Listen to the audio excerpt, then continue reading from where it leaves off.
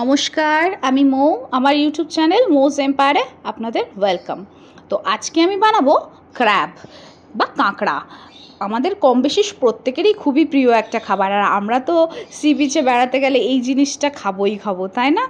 তো সমুদ্রের ধারে বসে ঠান্ডা হাওয়া খেতে খেতে অনেকেই আমরা এটা কিন্তু এনজয় করে থাকি। তো চলুন আজকে দেখে নিই আমি কী করে ক্র্যাবটা বানাচ্ছি। খুবই ইজি এবং সহজ পদ্ধতিতে আমি বাড়িতে খুবই কম উপকরণ দিয়ে ক্র্যাবটা বানাবো। চলুন দেখে নিই কী করবো। প্রথমে কড়াইতে তেল দিয়ে আমি কাঁকড়াগুলোকে খুব ভালো করে ভেজে নিয়েছি। এই 3-4 মিনিট মতো ভাজলেই হবে। তারপর দেখুন কড়াইতে তেল দিয়ে দিয়েছি। তেল দিয়ে আমি ওর মধ্যে তেলটা গরম হলে গোটা জিরে আর গোটা কয়েকটা কাঁচা লঙ্কা ফোড়ন দিয়ে দিয়েছি। তারপর দিয়ে দিয়েছি একটু কারি পাতা। কারি পাতাটা দিলে কি হয় বলুন তো, ক্র্যাবের যে একটা গন্ধ থাকে না, ওটা অনেকে পছন্দ করে না। তো ওই গন্ধটা সম্পূর্ণরূপে চলে যাবে এবং একটা খুব সুন্দর কারি পাতার ফ্লেভার আসবে। তো আমি ড্রাই কারি পাতা দিয়েছি, আপনাদের কাছে যদি ফ্রেশ থাকে আপনারা সেটাও ইউজ করতে পারেন, কোনো অসুবিধা নেই। তারপর দিয়ে দিয়েছি পেঁয়াজ। পেঁয়াজটা দিয়ে এপিট ওপিট করে একটু গোল্ডেন ব্রাউন করে ভেজে নিলে, পুড়ে যেন না যায় পেঁয়াজগুলো, একটু পিঙ্ক পিঙ্ক করে ভেজে নেবেন। ভাজার পর আমি ওর মধ্যে দিয়ে দিয়েছি আদা আর রসুনের পেস্ট, এবং তারপর দিয়ে দিয়েছি টমেটো আর একটু লবণ দিয়ে দেখুন এটাকে ভালো করে নেড়ে এর মধ্যে গুঁড়ো মশলা দিয়ে দিয়েছি। যেমন গুঁড়ো মশলার মধ্যে আছে ধনে গুঁড়ো, জিরে গুঁড়ো, একটু শুকনো লঙ্কার গুঁড়ো আর হলুদ দিয়ে তারপরে মশলাটা এরকমভাবে সুন্দর করে কষিয়ে নেব।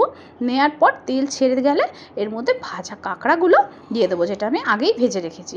দিয়ে জাস্ট একটু এপিট ওপিট করে নাড়া নিয়ে দিতে হবে সুন্দর করে, যাতে প্রত্যেকটা কাঁকড়ার পাশে মশলাগুলো সুন্দরভাবে মাখে। তারপরে দেখুন আমি কি সুন্দর এপিট ওপিট করে নেড়ে নিলাম। নাড়ার পর এটাকে আমরা ঢাকা দিয়ে দেবো। ঢাকা দিয়ে আমরা এটাকে এই মিনিট 2 মতো একটু হতে দেবো। মিনিট 2 মতো হতে দেবো। হওয়ার পর দেখুন এটা এরকমভাবে তেল ছেড়ে আসলে আর একটু এটাকে ভালো করে নাড়াচাড়া করে নেবো, যাতে মশলাগুলো কাঁকড়ার সাথে সুন্দরভাবে মিশে যায়। এবং এই ঢাকা দিয়ে নাড়াচাড়া করতে করতেই কাঁকড়া অলমোস্ট সেদ্ধ হয়ে যাবে, কারণ কাঁকড়া কিন্তু খুবই নরম হয়। কাঁকড়া দেখতে যতটা এরকম মনে হয় হার্ড হবে, শক্ত, ততটা কিন্তু হয় না। হ্যাঁ, এবার একটু গ্যাসটা কমিয়ে ঢেকে আমরা এরকম হতে দেবো। হওয়ার পর ওপর থেকে ধনেপাতা ছিটিয়ে আমরা গ্যাসটা নিভিয়ে দেবো। তাহলেই হয়ে গেল আমাদের কাঁকড়া রেডি। দেখুন কত সুন্দর দেখতে হয়েছে, বুঝতেই পারছেন। আর এটা কিন্তু সমুদ্রের কাঁকড়া ছিল, ঠিক আছে? আপনারা যদি দেশি কাঁকড়া যেগুলো হয় সেগুলোকে এইভাবেই রান্না করতে পারেন। তাহলে হয়ে গেল আমার কাঁকড়া রেডি, এবং আমি প্লেটিং করে দিয়েছি। দেখুন কত সুন্দর দেখতে লাগছে। আর রান্নাটা আপনারা অবশ্যই বাড়িতে ট্রাই করবেন। আর ভালো লাগলে আমার চ্যানেলটাকে সাবস্ক্রাইব করে দেবেন এবং ভিডিওটাকে লাইক, কমেন্ট অ্যান্ড শেয়ার করবেন। Thank you.